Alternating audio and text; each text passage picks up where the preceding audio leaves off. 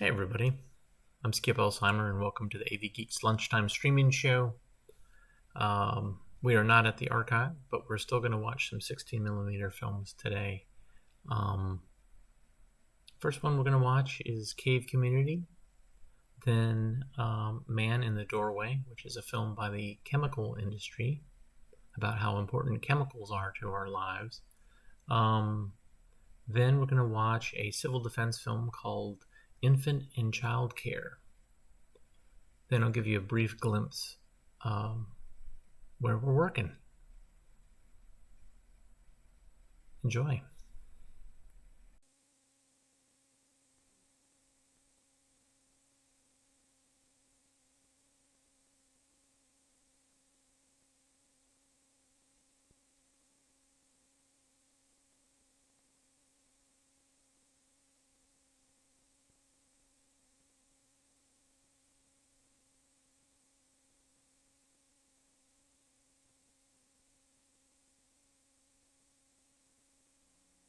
The cave community is always dark and so lacks green plants. Bacteria and fungi are the only plants. Cave animals feed outside the cave, eat things brought into the cave, or prey on other cave dwellers. Cave organisms are related to those above ground, but are adapted to life in darkness.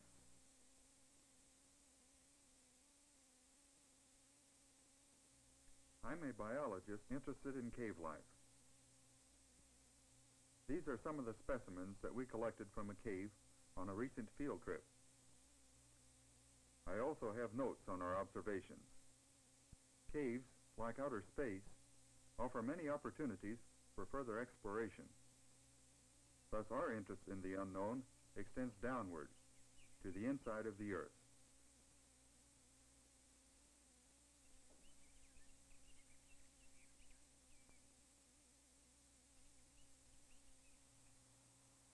A cave is of particular interest to the biologist because it represents a very unusual and relatively unchanging physical environment.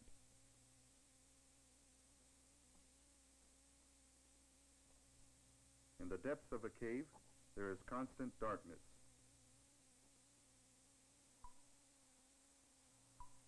The cave's level of humidity is usually close to that of saturation. The temperature of the environment year-round is approximately 55 degrees. It varies little due to the insulating effect of the rock. There are no green plants here. Plant life in a cave's total darkness is restricted to a few kinds of fungi and bacteria whose activity produces no new food energy. Nevertheless, life has successfully penetrated the isolation of the deep cave. In many places and at many times, a variety of living things entered cave habitats. Some perished, others found them suitable for survival. One result of continued isolation has been the development of new subspecies and species. This is known as speciation. Species peculiar to different cave systems are evolving, like this eyeless cave beetle. Here is the preserved specimen of that eyeless cave beetle. For comparison, we also have a surface ground beetle, to which it is closely related. This one was collected above the ground in the same area. In a number of unconnected caves in the area, we have found different but related species, all related to the same surface relative. Such evidence is the basis for this diagram. New species or subspecies found in different caves of the same region have evolved from a common ancestor which once lived on the surface. Originally, this ancestor went down into the caves of that locality. This same thing occurs in other cave systems in many parts of the world. In different regions, of course, different animals will be found. It appears that it is the geographic isolation of unconnected cave systems that is primarily responsible for this speciation. In cases like these two caves that are not connected by an underground passage, the individuals cannot interbreed. And in time, two species are likely to develop. But in caves like these two, that are connected by an underground passage, the individuals of a species will form a single interbreeding population and will remain a single species. In all cases, however, these creatures living in isolation underground are dependent upon energy from the surface world. Sometimes an occasional visitor, such as a raccoon, may bring in food from the outside. More often, surface waters wash in leaves and other organic matter.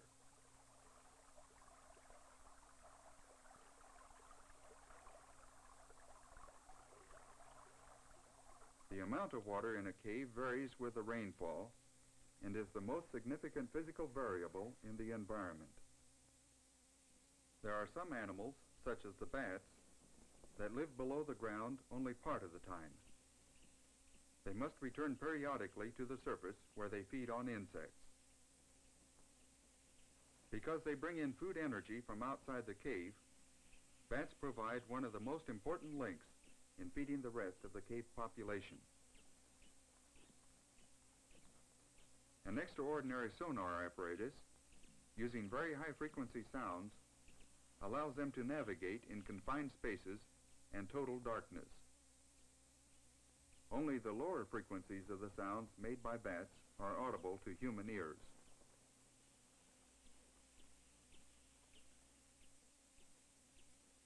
Bat excrement, called guano, is deposited in large quantities on the floors of many caves.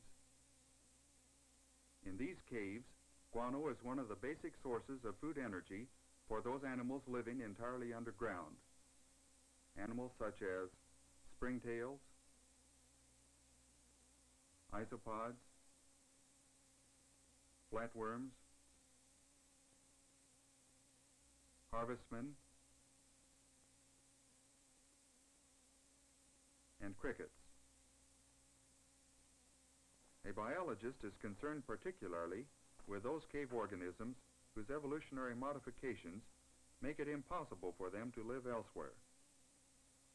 Chief among these modifications are loss of pigment and loss of functional eyes.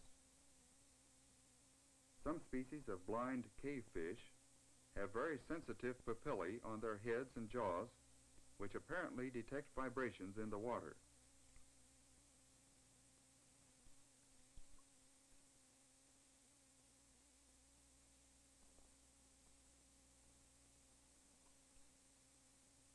In addition to reduction of eyes and pigment, this cave crayfish has relatively longer and more sensitive antennae than related species with eyes and pigment that sometimes go into the cave.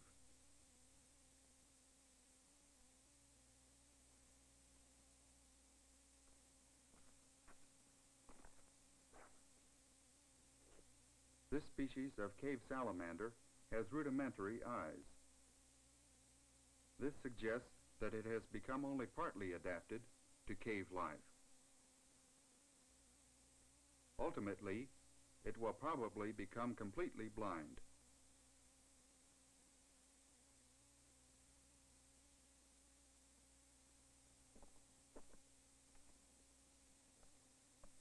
Terrestrial organisms, like the cave harvestmen, are extremely sensitive to variations in temperature, humidity, and air currents. The second pair of legs serves an antenna-like function to compensate for loss of eyes. Exploring the cave community furthers our knowledge of the regressive and adaptive characteristics of cave life. For example, why is it that cave animals are predominantly white and blind? We know that mutations resulting in the reduction of eyes and pigmentation occur throughout the animal kingdom. In the surface world, where protective coloring and sight are necessary for survival, such forms are likely to be eliminated.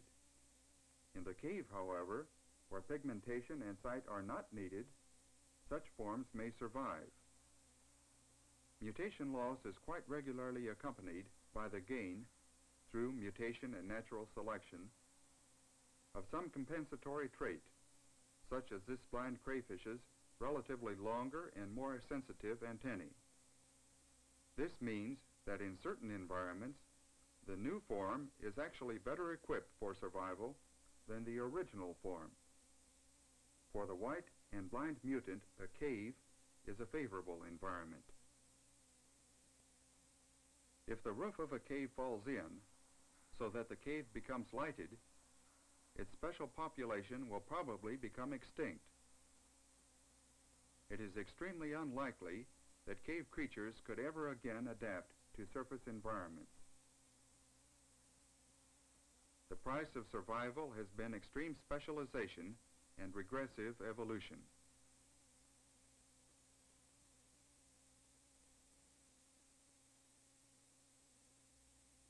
Thus, the study of cave life provides special clues to the central questions of adaptation and evolution. Another important part of the study of cave life concerns its food web. As in every other community, plants and animals of a cave are related to one another in a food web. The ultimate source of energy is the sun. Green plants transform solar energy into a usable form.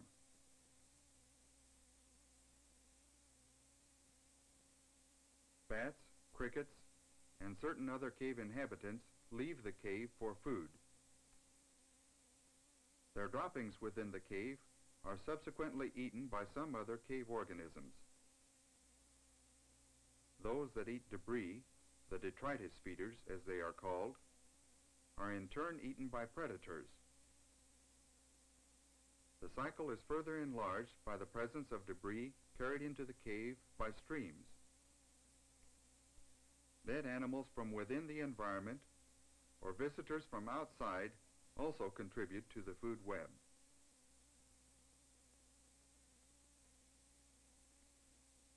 As an ecologist, I am trying to learn more and more about how the cave environment affects the plants and animals living within it. Research into this unusual biome provides data for understanding some of the mechanisms of the evolution of species. It also reveals the ecological interactions that occur in a community without light.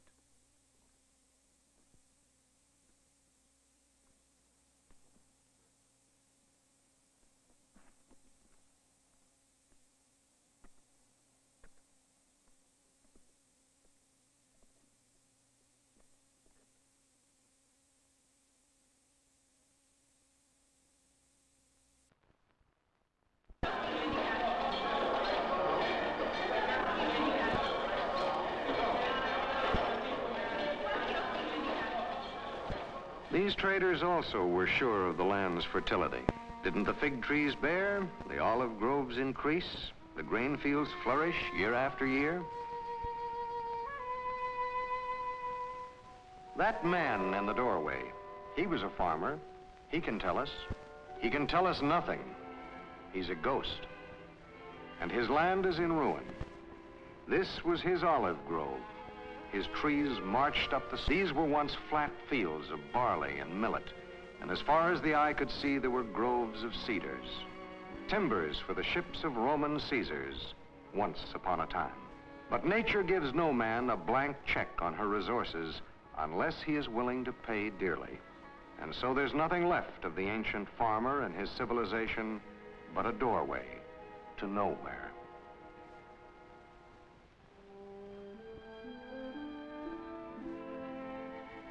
Things look better today to a farmer in the doorway of a barn in Pennsylvania. The harvest is coming in, a good harvest, because this man knows that each part of nature is inseparable from the others, that rainfall is useless to his land unless there are trees and grass to hold it.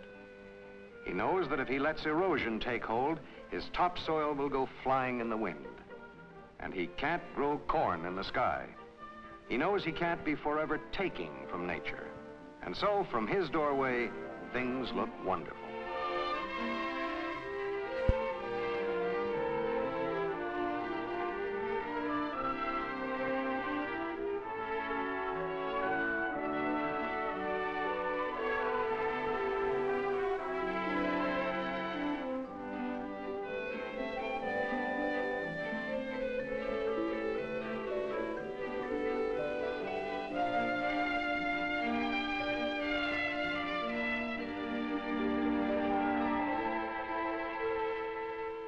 When you come right down to it, can't you say that things look wonderful all over America if you look in the right places? Behold the fields of ripening wheat. Enough altogether to feed half the world and then some if we want to raise it.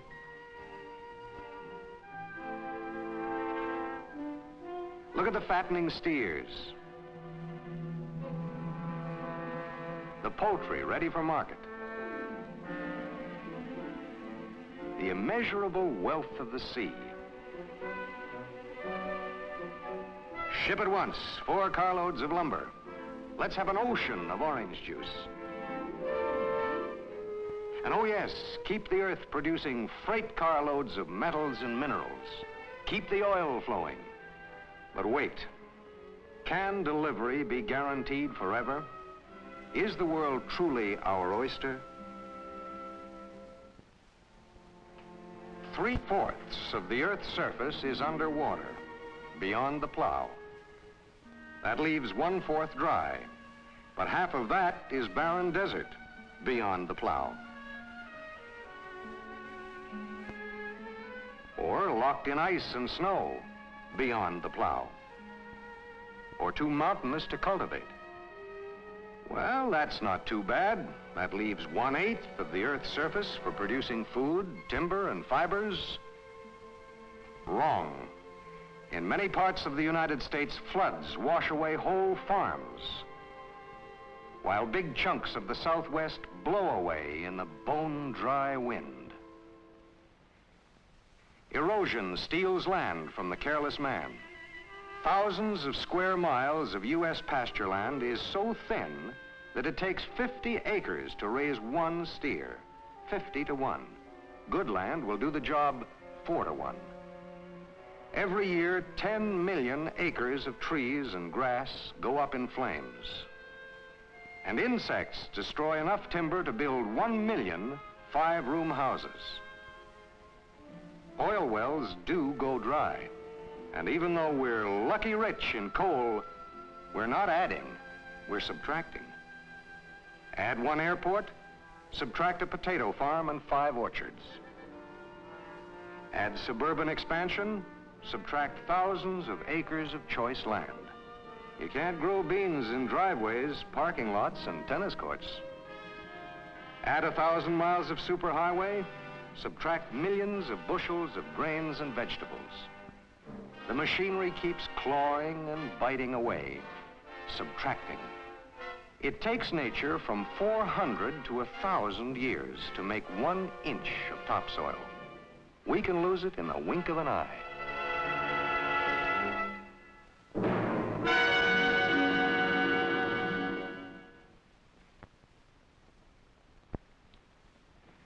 I stand in this doorway because the ghost in the ancient doorway still haunts us. Now, speaking as a scientist, I know why that other fellow perished with his civilization. He didn't learn the laws of conservation. Didn't know how to use the raw materials right in his own front yard. He went bankrupt in a gold mine. Well, Americans, too, inherited a gold mine. And for 200 years, we acted as though it were inexhaustible. Well, that dream is finished. The cold fact is that we must have the best of science to save us from the fate of the ghost in the doorway.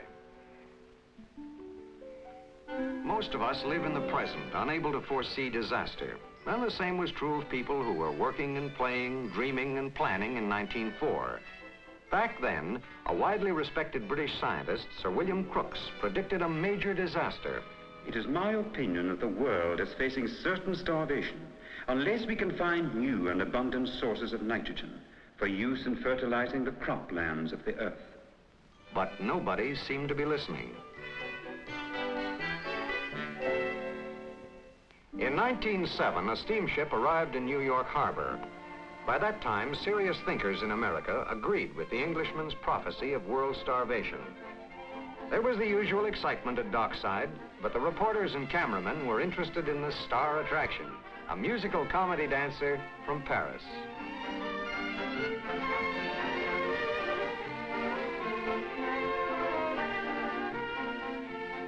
On the edge of the crowd, scarcely noticed, was Frank Washburn, an American engineer returning from a one-man scientific mission to Europe.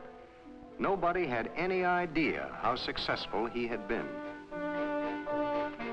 But scientists were not outstanding heroes in 1907, and Mr. Washburn left the ship unnoticed, carrying in his suitcase one of the answers to Sir William Crookes' frightening prediction of global starvation.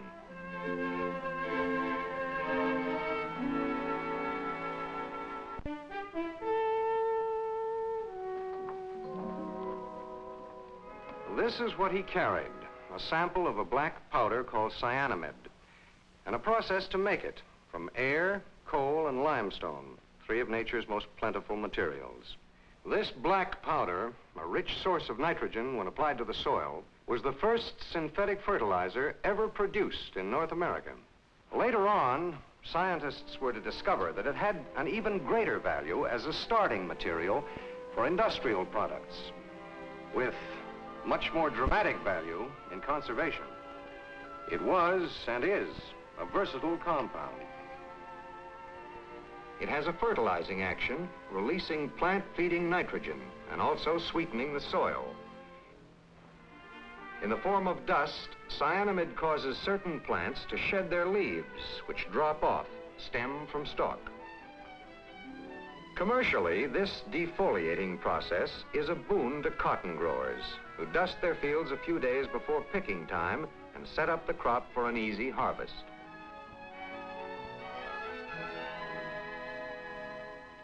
The process eliminates trash that used to come with the cotton. To the cotton grower, cyanamide means getting more and keeping more of what he raises. That is applied conservation. Unpretentious black powder? Yes. But 50-plus years ago, it was a symbol of America's future in chemistry. The science nourished by Frank Washburn, by DuPont, Dow, Queenie, Hooker, Stauffer, Mallinckrodt, and many others. In the years since cyanamide came home with Washburn, chemistry has come into its golden age, and many hopeful answers are coming from chemistry. Chemistry for conservation, for better usages, increased yields, better salvage. Cyanamide itself played a key role in the replacement of the products of nature with the products of man's creative chemical ingenuity.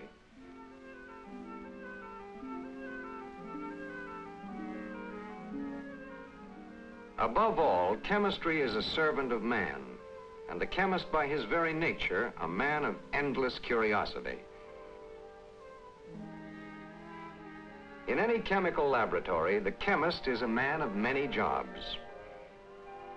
When he seeks to rid the farm of pests and raise its production of plants and animals, he's a farmer in a lab coat.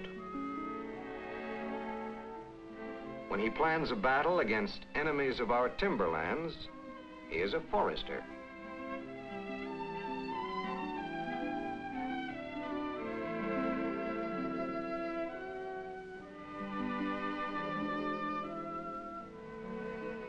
When he explores the realm of medicine, searching for chemicals that banish disease, soothe the troubled mind, and prolong life, he is a good right arm to the physician and pharmacist.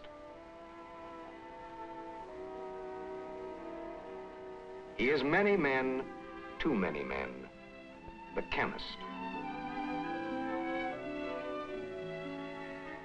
While I've been talking about the chemist, his problems have multiplied.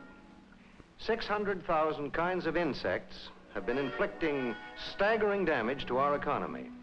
Creatures like this have been chewing away. Insects outnumber us several trillions to one. Their appetites are so enormous that the farmer works 1 day out of every 12 just to feed them. Their keep runs to adding machine figures. $1.5 billion worth of grain, cotton, vegetables, and fruits every year. 7 times more trees than are lost in forest fires. Sum it up. Insects cancel the work of 1 million farmers and foresters every year. It isn't a question of how much more the bugs would take if chemistry weren't backing the war against them. The question is, how can the chemists take back most of what the bugs are already stealing? This is an insecticide laboratory where the villains are raised on the very best diets and exposed to hundreds of likely chemical compounds. The research man paints bean leaves with what he hopes will be knockout drops, then watches the worms at dinner.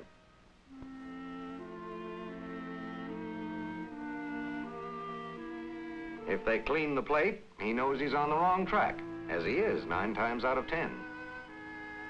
But once in a blue moon, there's a discovery like malathion. One bite and the meal is over. That kind of compound is given the full lab test. Plants are sprayed under natural conditions to make certain the chemical won't harm the plant and won't harm the person who eats it. It's tried on houseflies, eternal challenge to insecticide chemists. Malathion bowls them over permanently. Then warm-blooded animals are exposed to the material. A chemical company may have $1 million invested in a compound by the time research proves it to be effective in amounts harmless to man and animals. The big test for malathion came in Florida in 1956, where the Mediterranean fruit fly threatened to wipe out the entire citrus crop, as it did 30 years ago. This tiny killer lays eggs on the skin of the fruit, and the larvae do the damage.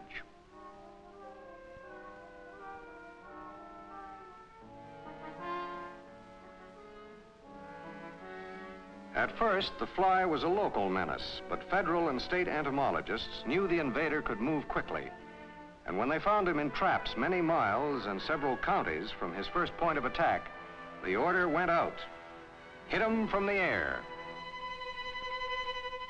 The sky over Florida's citrus groves rained malathion for weeks. This time, no banks failed in Florida. This time, the tables were turned. This time, the medfly threat was checked. And the struggle against the bugs goes on. Above our insect-blighted woodlands, chemical mist is falling from planes, while spray crews on the ground complete the job.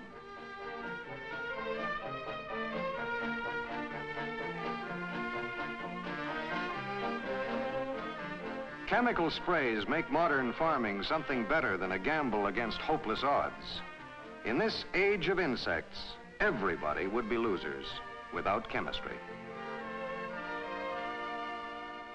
Every single day, 7,200 new consumers are born in these United States. We'll have a lot better chance of feeding them if we can take back what we are now serving to the bugs, 9% of our national food and timber crop. At our present birth rate, we're going to have to feed 200 million mouths by 1975. Did you ever think that the family butcher might become obsolete? If the day comes when man has to compete with animals for grain and grass, animals won't be fed, and the butcher will vanish. That time has been postponed by ideas like this one. This is crude oreomycin, obtained in the early stages of the oreomycin refining process. We use it to bring home more bacon. How fast does a pig grow? For thousands of years, nature has answered that question, and man has accepted the answer. No more. Science knows how to accelerate the growth of animals with feed supplements. Here, the research man works with thimble proportions, but 1/2 cupful of oreomycin is more than enough to enrich 1 ton of feed. 12 bushels of this feed will enable the farmer to produce 200 pounds of pork in less than 6 months.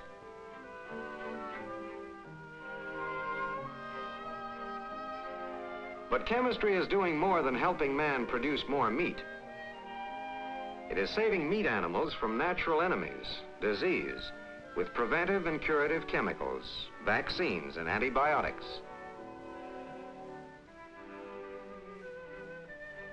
A few drops of an antibacterial chemical in the drinking water of chickens means they drink to their own health every time they're thirsty.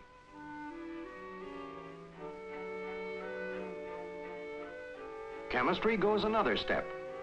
A minor amount of antibiotic in the ice water bath of a poultry processing plant makes chickens stay remarkably fresh for many additional days.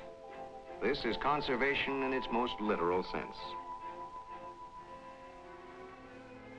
Beyond bread and meat, man needs many other resources to survive and prosper. And when nature can't meet the heavy demands for these materials, science is challenged to do it. Here again, chemistry serves to conserve. Look at these two samples of copper ore. This one contains 30% copper. The supply of this can't last forever. But there's plenty of this other one, 0.9% copper. Years ago, this would have been called just plain dirt. Samples of ore come from all parts of the world to this mineral dressing laboratory. The owners of these ores want to know one thing. Are they worth mining? This research man is going to work with the copper ore containing 0.9% copper.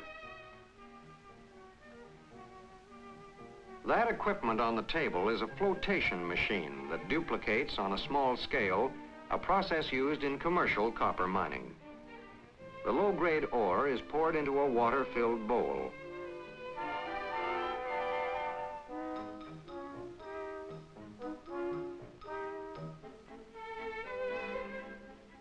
A small amount of a chemical called a promoter reagent is added. And then a frothing agent.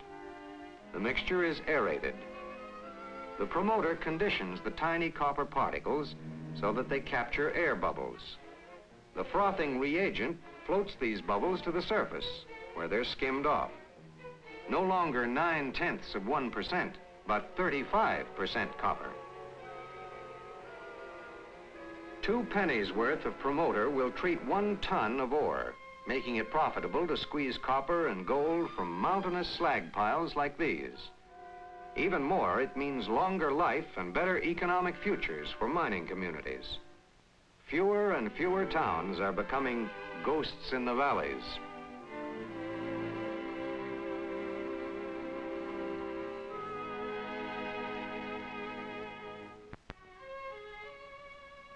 No matter how big a tree grows, only a small percentage of it can be used as boards and timbers.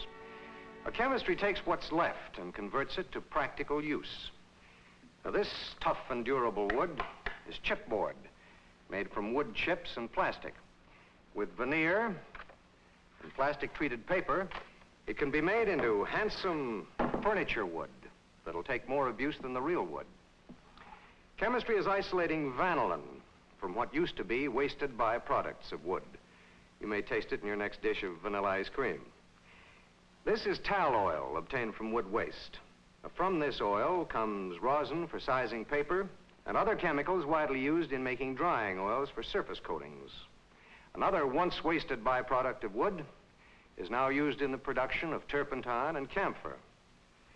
This is sugar for animal feeds, obtained from wood by chemical process. Adhesives of incredible strength, making possible an enormous national production of plywood. Well, these are all examples of what we mean when we say chemistry is at work in conservation. Chipboard, what is it? But ingenuity plus plastics.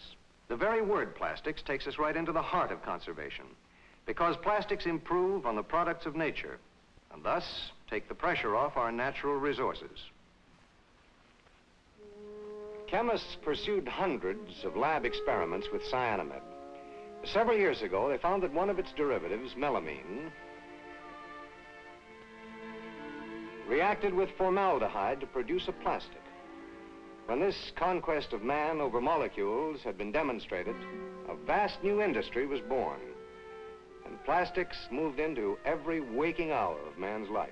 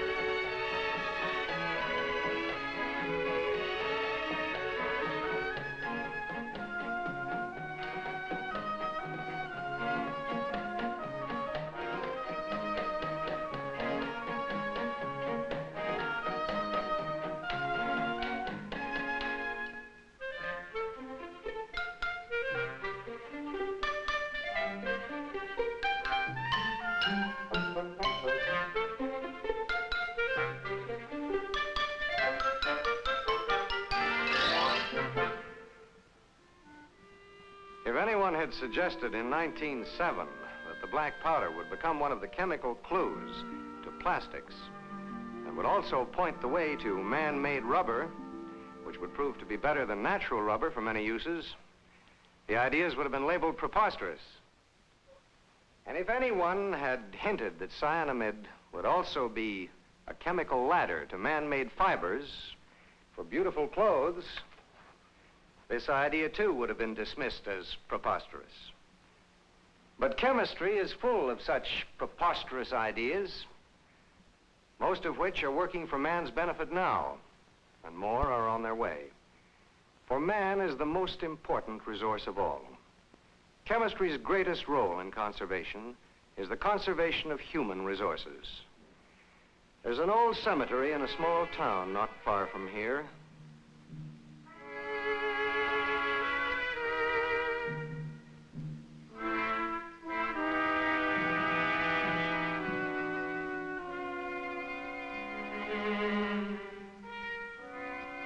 How many years of useful life are buried in that little country cemetery?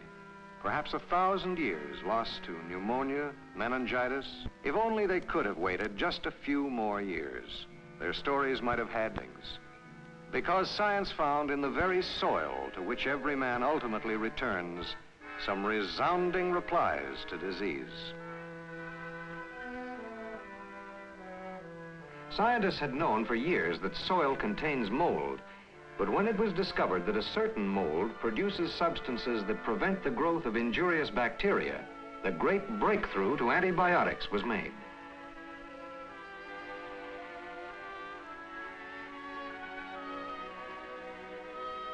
Chemists gathered soil samples from all parts of the world, and each soil developed its particular mold population.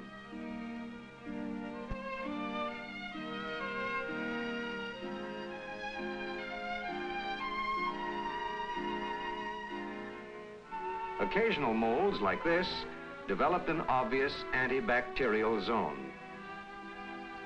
Thousands of these molds were deposited in a vault, a kind of bank of hope, to be drawn against someday, perhaps to destroy the yet unconquered threats to all mankind.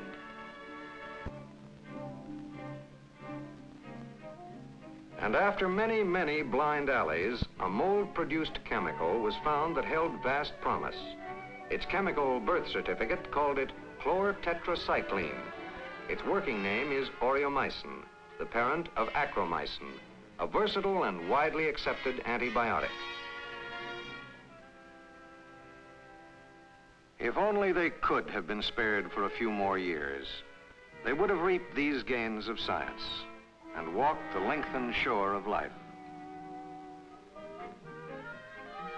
Today's child has a brighter chance for a healthy life. The years of greatest responsibility have been rescued from many murderous diseases. A healthy, useful old age is no longer a daydream.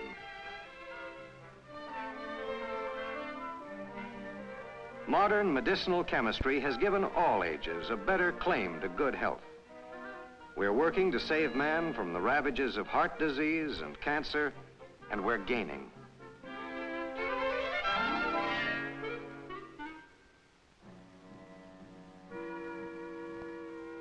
In the last 56 years, man's stay on Earth has been extended by an average of 21 years.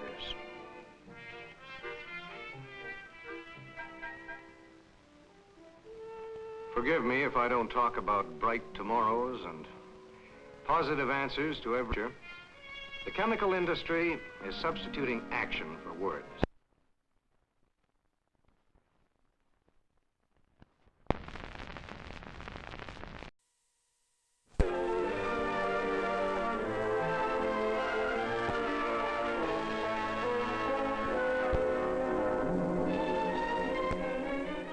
Medical self-help is an emergency measure to be used only in cases of sudden or extraordinary misfortune.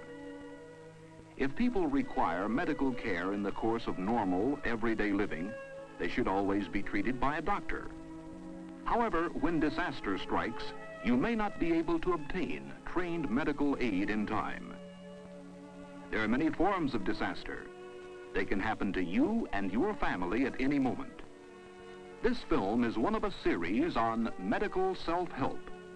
Its purpose is to teach you what to do in an emergency situation when there is no doctor.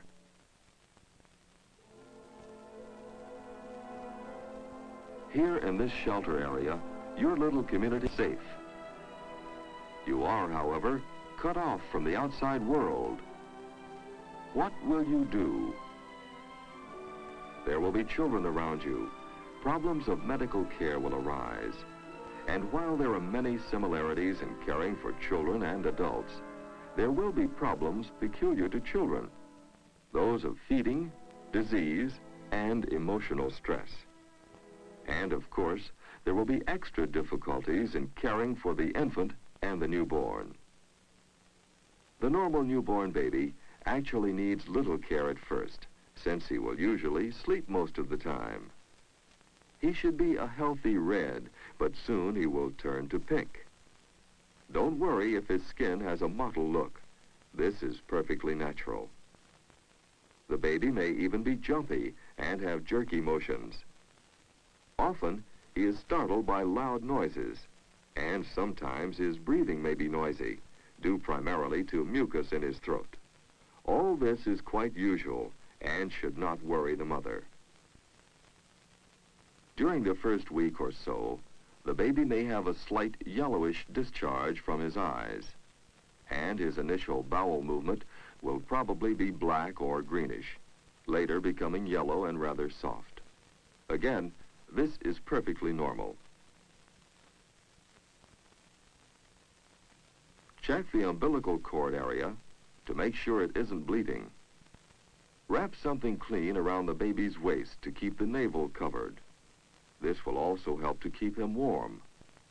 A newborn baby needs plenty of warmth, but avoid excessive covering. If the shelter water supply is limited, don't use it to clean the baby. Save it for drinking. Any leftover may be used to wash your own hands. Always make sure your hands are clean before touching the baby. As for keeping him clean, oiled cotton will do very well.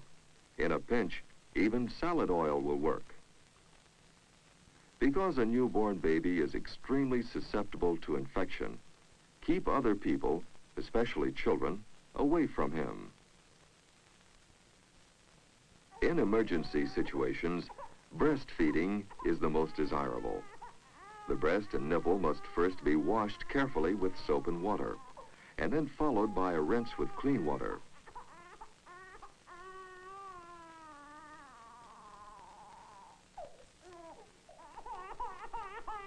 The baby may be put to breast immediately after birth, and then every 3 to 4 hours after that. Most of the baby's crying will be because he's hungry, so he'll work out his own feeding schedule. Until about the 4th day, the baby won't be getting milk. What he will get is colostrum, a transparent liquid that does not look like milk, but which is very nourishing. This is natural, and the mother shouldn't be surprised. Until the mother has milk, leave the baby at breast only 3 or 4 minutes at a time. After that, it should take 10 to 15 minutes for a feeding. Put him to one breast at a time, unless there is not enough milk. If he is put to both breasts during a feeding and still seems hungry, start him on a bottle. A can of ready mix formula with its own sterile nipple may be used. If not available, the simplest method of making a formula is to dilute evaporated milk with water. It should be 2 parts water to 1 part evaporated milk during the first 2 weeks. Bottles and nipples should of course be as clean as possible, washed with soap, rinsed, and boiled for approximately 10 minutes. Germs are a newborn baby's worst enemy. We cannot overemphasize how important it is that everything be sterile and absolutely clean. If water is scarce, you must do the best you can. In a desperate situation, All you may be able to do is wrap the bottle and nipple in a clean cloth between feedings. During emergency situations, or whenever things are upset, many women will go into labor early and deliver their babies prematurely before the normal 40 weeks period. A premature baby will be smaller, less well-developed, and will resemble a tiny, wrinkled old man. If he is very small, he will need special care. There are 4 important things a premature infant needs: warmth, careful handling, body care, and special feeding. Wrap him loosely in a soft wool blanket as soon as he is born, and lay him in the warmest place possible. This will most likely be next to his mother. If a box or basket is available, pad it with a blanket or with newspapers, then tuck jars or bottles of hot water around the edge. Be sure, however, to protect the baby's tender skin against an accidental burn. Never use anything hotter than you can handle with your bare hands. You can improvise a better bed if you have 2 boxes, one within the other. In the space between, set jars or bottles of hot water.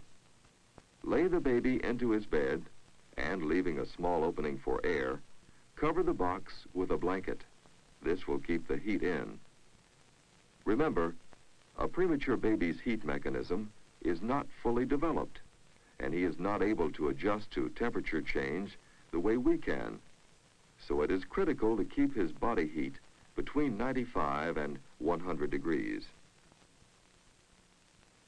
If you have a thermometer, check his temperature 1 hour after he is put in the bed, and then every hour after that for a while.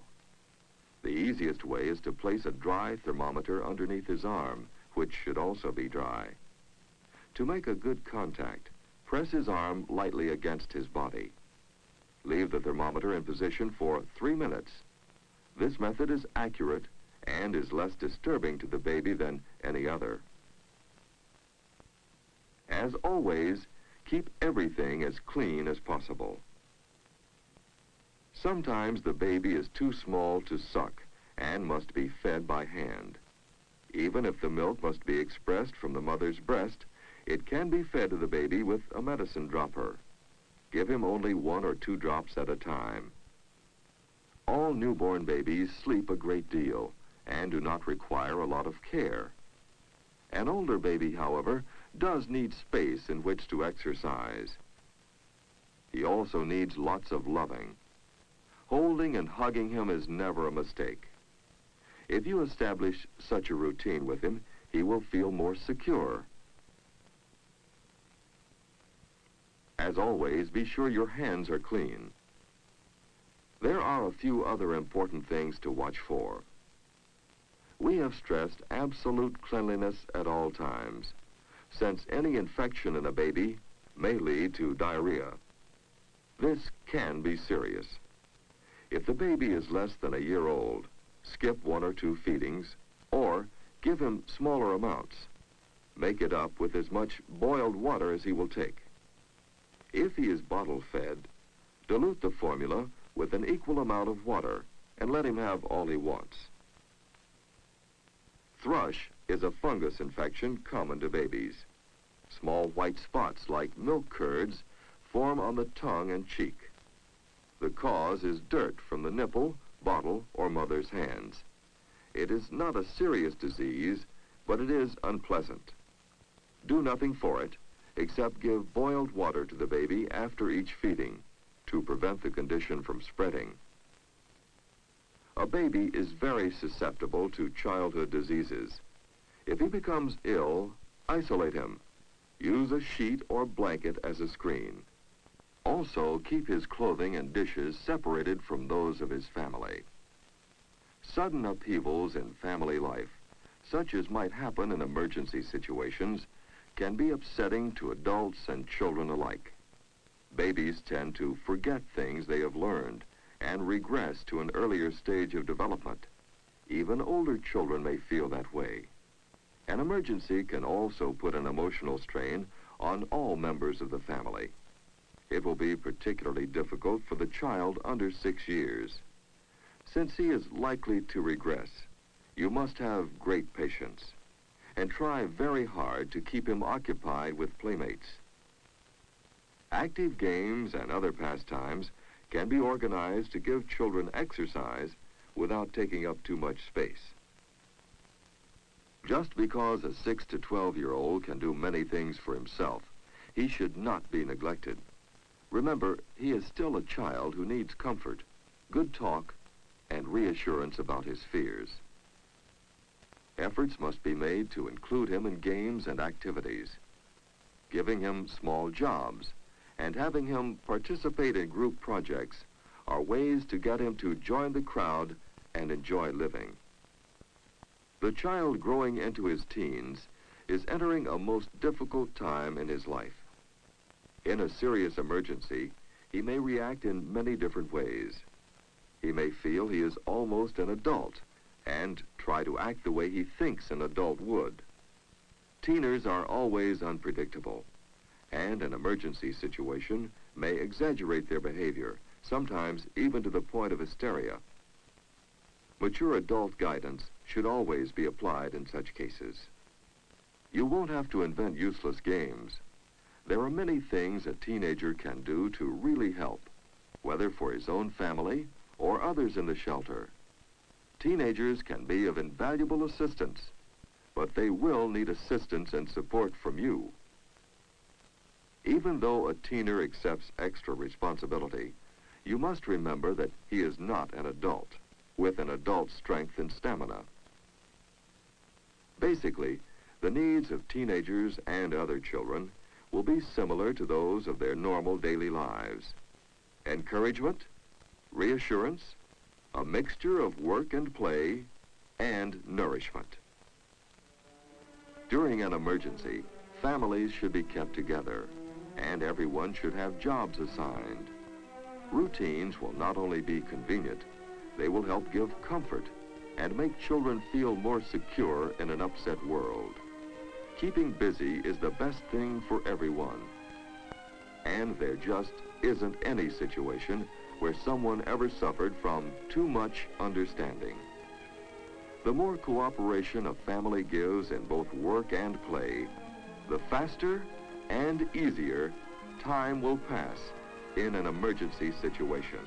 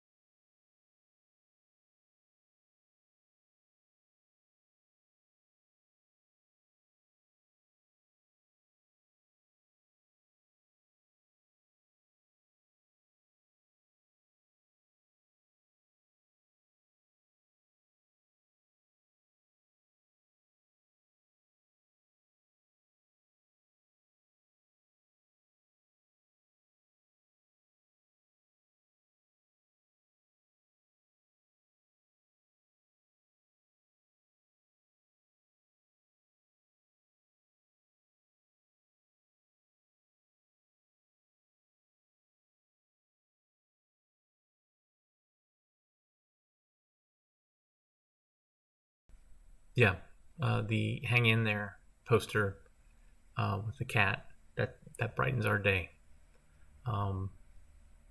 So thanks for tuning in today. If you like what you saw, you can buy us some coffee, because we certainly need coffee going through a bunch of videotapes and DVDs. You can go to ko-fi.com/avgeeks to buy us coffee.